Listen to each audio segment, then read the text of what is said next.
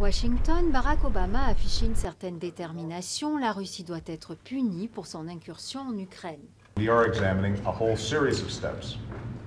examinons une série de mesures économiques et diplomatiques qui isoleront la Russie et auront des conséquences négatives sur l'économie russe et sa position à travers le monde.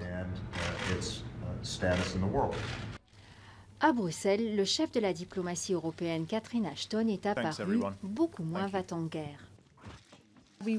Nous prendrons des mesures ciblées. L'invasion de la Crimée a provoqué une levée de boucliers en Europe. Mais frapper l'économie russe est compliqué, car l'UE et la Russie sont très interdépendantes.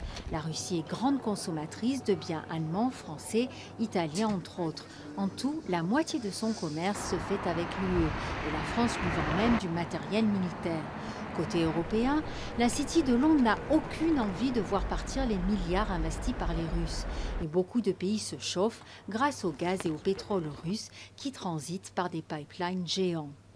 Ich würde schon sagen, dass Europa abhängig ist von russischen Gaslieferungen, aber wir importieren ja auch Öl und Je dirais que l'Europe est déjà dépendante des livraisons de gaz russe, mais nous apportons aussi du pétrole et du charbon.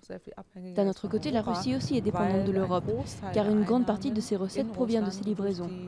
Si ces livraisons devaient s'arrêter, les conséquences seraient aussi importantes pour la Russie. Das wegfallen, würde Russland sich massiv ins eigene Fleisch schneiden. À l'ouest comme à l'est de l'Ukraine, les économies risqueraient ainsi de souffrir d'une escalade du conflit. Après la prise de contrôle de la Crimée par les troupes russes, la bourse de Moscou s'est effondrée lundi dans la crainte d'une aggravation.